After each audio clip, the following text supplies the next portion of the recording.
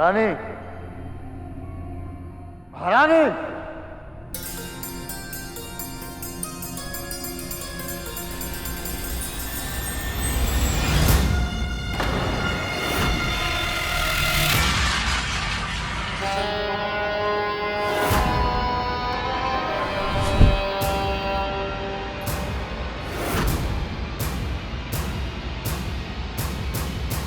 आप देवी मां में आस्था रखती हैं, भक्ति की शक्ति पर विश्वास है आपको, इसलिए मुझे लगा कि मुझे आपको सावधान कर देना चाहिए। यदि आपने अपने स्वामी को नहीं रोका महारानी, तो उनकी मृत्यु निश्चित है।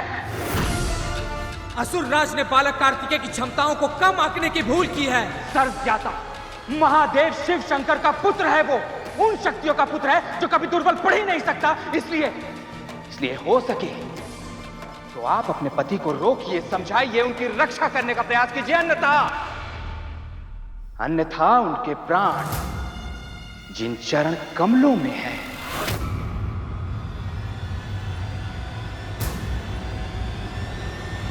वो गौरी शंकर सुत उनका विनाश करके रहेगा।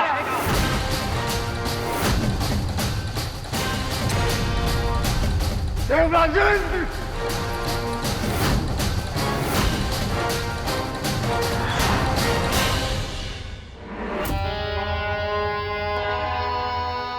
स्वामी, स्वामी कार्तिकेय को आपके चरण कमलों का रहस्य पता चल चुका है स्वामी।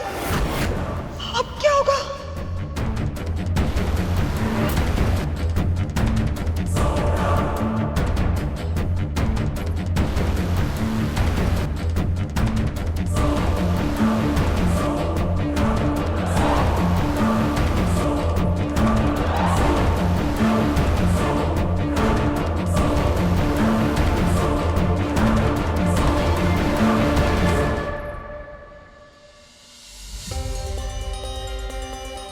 यह तो सुरक्षित है, व्यर्थ में ही मैं चिंतित हो रहा था।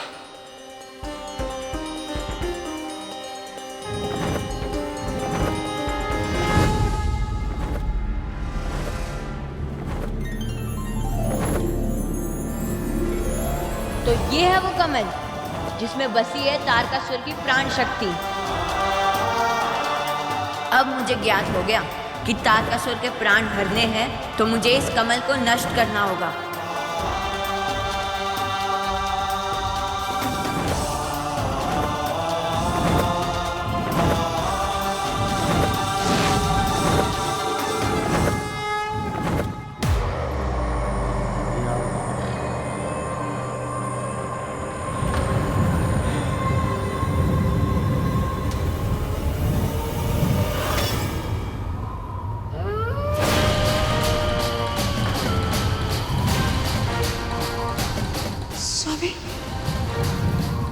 सारे अपशकुन एक साथ? अवश्य ये किसी अनिष्ट का संकेत है स्वामी।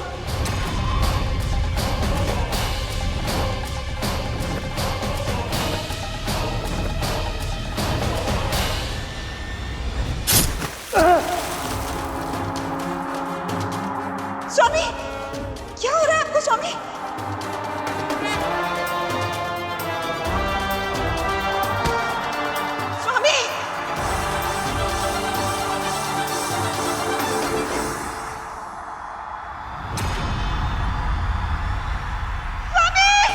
देवी पार्वती के चरण कमल नष्ट होते तारकासुर की कवच शक्ति का अंत हो गया। किंतु फिर आरंभ हुआ वो युद्ध जिसकी प्रतीक्षा देवताओं को कई वर्षों से थी। कार्तिकेय और तारकासुर का युद्ध, और अब की बार कार्तिकेय के वार से तारकासुर को कोई नहीं बचा सकता था। मेरे साथ छल करके तूने मेरे स्वर्ण कमल को भले ही नष्ट कर दिया हो, पर तू मेरे मनोबल को नष्ट नहीं कर सकता, और न ही मेरे भुजबल को। अब भी इतना शक्तिशाली हूं मैं कि तुझ जैसा असंख्य बालक मेरा कुछ नहीं बिगाड़ सकता। जानता ही है ना, यज्ञों की आहुति मेरे नाम पर होती है। भय से दी गई आहुति आस्था के छोटे से दीपक का भी सामना नहीं कर सकती तारकासुर। आज तुम्हारा अंत होगा और वो अंत करूंगा मैं।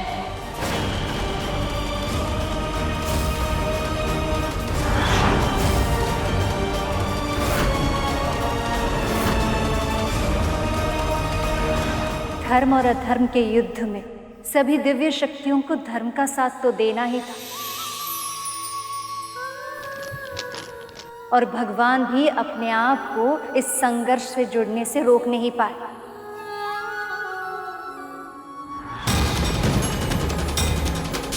तभी नारायण, ब्रह्मदेव, महादेव, शक्ति अपने अपने दिव्य अस्त्रों के साथ वहां पहुंच गए।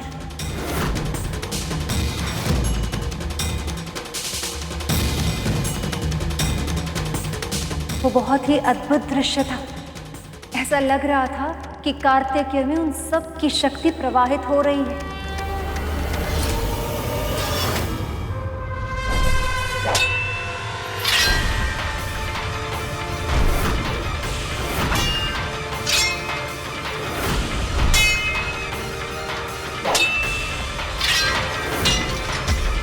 अंत में वहां दुर्गा मां प्रकट हुई। उन सब की असीमित बल से प्रेरित होकर वो गौरी शंकर सुत काल बनकर तारकासुर पर टूट पड़े।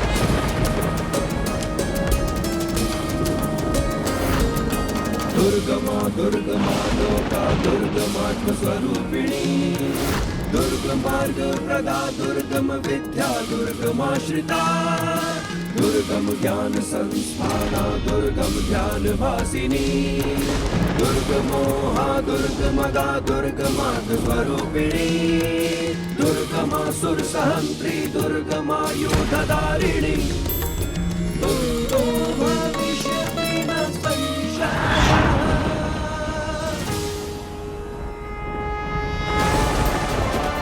देवराज, क्या हमारा स्वप्न सत्य में सच हुआ? क्या तारकासुर सच में मारा गया?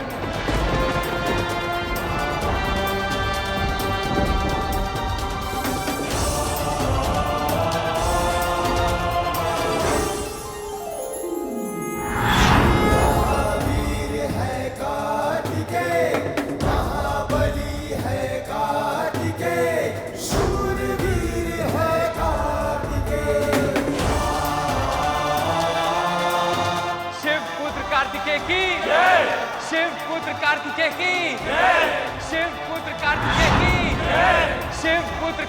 की, शिव पुत्र कार्तिकेय की, शिव पुत्र कार्तिकेय की। और इस प्रकार स्कंद माता के आशीर्वाद से कार्तिकेय ने तारकासुर जैसे महादुष्ट राक्षस का अंत किया और संसार की रक्षा की। उसके बाद देवी पार्वती ने गणेश को जन्म दिया। नवरात्रि के 5वें दिन हम इन्हीं देवी की पूजा करते हैं। आइए आरती करके हम स्कंद माता की पूजा संपन्न करते हैं।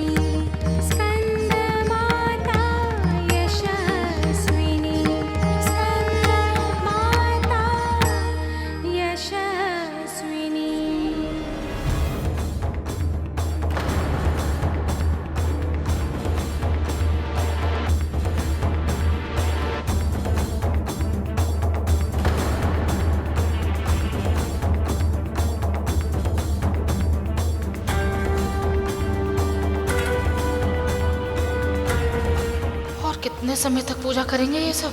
कथा तक तो फिर भी ठीक था, पर अब तो कार्तिकेय के छोटे भैया के वाहन मूसक देव हमारे उधर में अशांति फैला रहे हैं। अब तो अति ही हो गई। इनकी पूजा का कार्यक्रम तो न जाने कब तक चले। हम जाकर पेट पूजा करते हैं।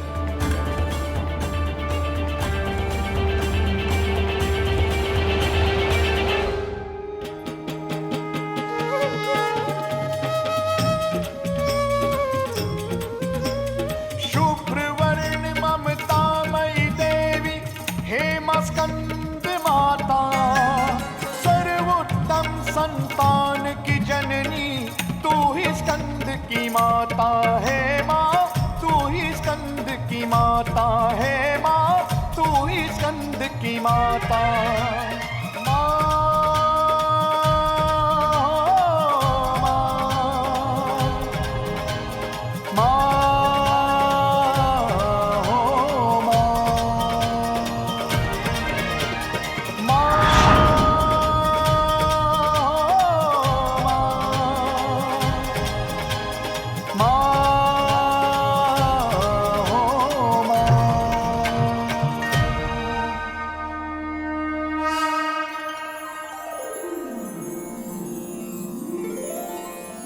मैं आप सबकी पूजा से बहुत प्रसन्न हूँ। गरुड़, तुम अपनी माँ की इच्छा अवश्य पूरी करोगे। भविष्य में जब भी एक आदर्श पुत्र का नाम लिया जाएगा, तुम्हारा ही उदाहरण दिया जाएगा। आप सबकी मनोकामनाएं भी अवश्य पूरी होंगी। मेरा आशीर्वाद आपके साथ है।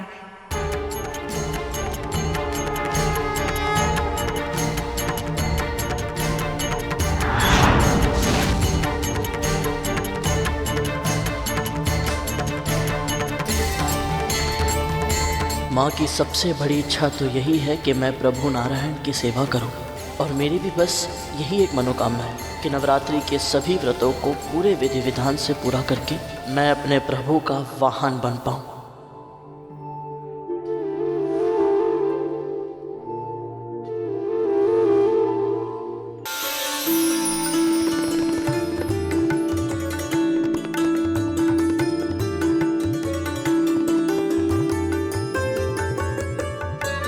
बहन, आपके मुख पर मुस्कुराहट देखकर मुझे तो बहुत प्रसन्नता हो रही है। कल स्कंद माता की कथा सुनकर ऐसा लगा जैसे परिस्थिति कितनी भी विपरीत क्यों ना हो, एक माता और उसके पुत्र के बीच विशेष संबंध सूत्र कभी नहीं टूटता।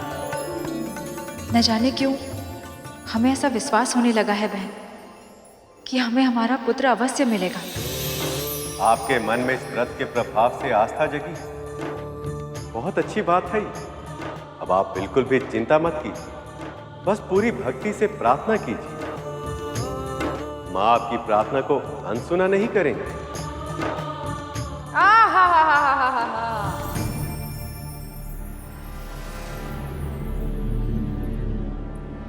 व्यक्ति गाय पाले, भौ भौ करता श्रवण पाले, किंतु भ्रम कभी ना पाए।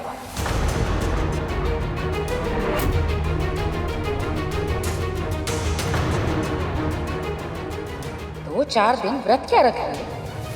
आप खुद को बहुत बड़ी तपस्विनी समझने लगे हैं। ये मत भूलिए कि एक साधारण स्त्री है आप। अपने पुत्र को तो संभाल नहीं पाए और चली है विश्वास करने कि माता रानी सारे जगत को छोड़कर अपनी कृपा केवल आप पर बरसाएंगे। अब भाई ये तो अति ही हो गई। दीदी अब बस भी कीजिए ना, आप इतना कड़वा काहे बोल रही हैं आप? हम तो केवल सच बोल रहे हैं। ये जो आपके अतिथि है ना छोटे, ये तीनों माता रानी की कथा सुनने सुनाने के बहाने भाभी को उल्टी सीधी पट्टी पढ़ा रहे हैं। बहुत अच्छे से जानते हैं हम ऐसे लोगों को। हाँ नहीं तो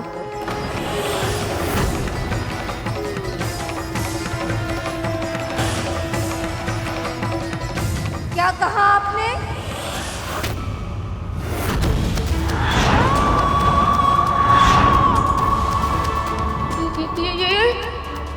ये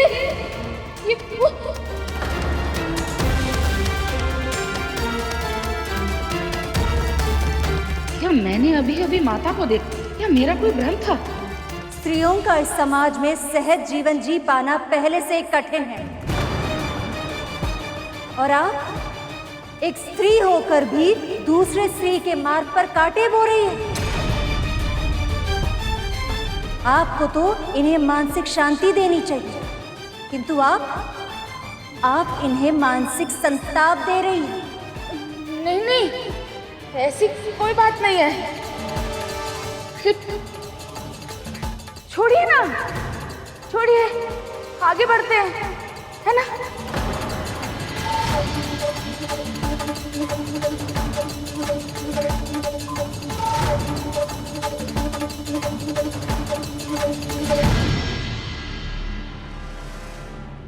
आप बुआ जी की बातों से प्रभावित मत होइएगा। माँ भगवती आपकी प्रार्थना अवश्य पूरी करेंगी।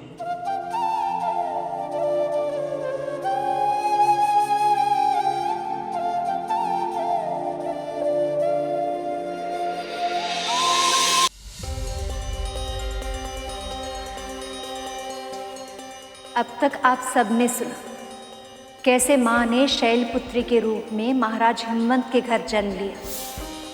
आपका विवाह उन्हीं के साथ हो जिन्हें पति रूप में प्राप्त करने की इच्छा समय आपके हृदय में सहज रूप से प्रकट करे। उसके बाद ब्रह्मचारिणी के रूप में तप करके महादेव को पति के रूप में प्राप्त किया।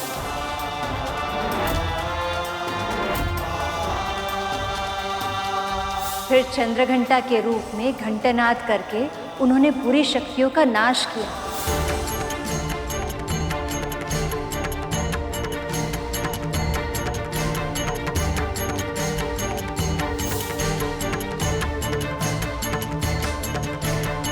और फिर इस संसार और अपने पति के घर को सुंदर और स्वच्छ बनाया। कुष्मांडा के रूप में उन्होंने सिद्ध किया कि वो इस संसार की प्राण शक्ति है।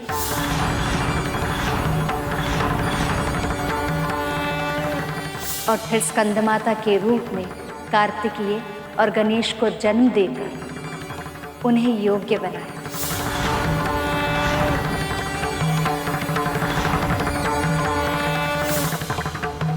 माँ के अब तक के सारे अवतारों में हर स्त्री की तरह उनकी प्राथमिकता थी उनके पति, घर और उनकी संतानें। किंतु एक स्त्री का अस्तित्व केवल घर के चार दीवारों के भीतर नहीं होना चाहिए। अपने घर संसार के साथ साथ एक स्त्री समाज, संसार और जन कल्याण के लिए बहुत कुछ करने के लिए सक्षम है।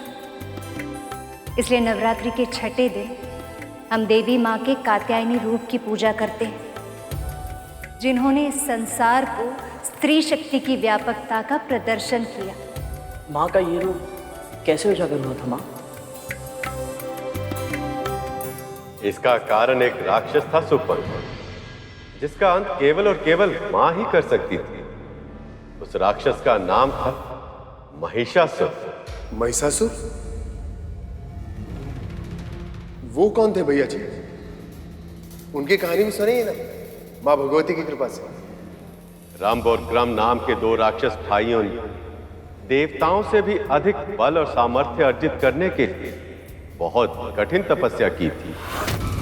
ओम नमः शिवाय, ओम नमः शिवाय, ओम ब्रह्मदेवाय नमः, ओम ब्रह्मदेवाय नमः। रंभ की तपस्या से प्रसन्न होकर महादेव ने उसे एक वरदान दिया कि उसे एक महाशक्तिशाली पुत्र प्राप्त होगा, जो अपनी भीषण तपस्या से अमरता के समान अद्भुत वरदान प्राप्त करे। तथास्तु। ये सुनकर रंभ तो प्रसन्न हो गए, किंतु देवराज इंद्र और अन्य सभी देवता चिंता में डूब गए।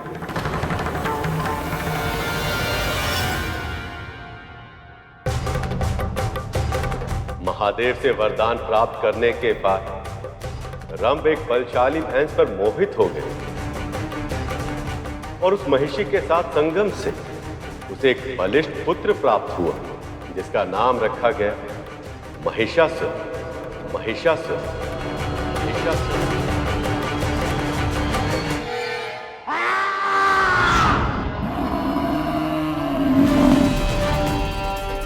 जन्म के बाद से ही महिषासुर हिंसा करने लगा था। उसका भय मात्र पशु पक्षी और मनुष्य में ही नहीं, बल्कि देवताओं में भी, क्योंकि उसमें अमृत के समान वरदान प्राप्त करने की क्षमता थी, और यदि वो अमर हो जाए तो संसार का विनाश निश्चित है।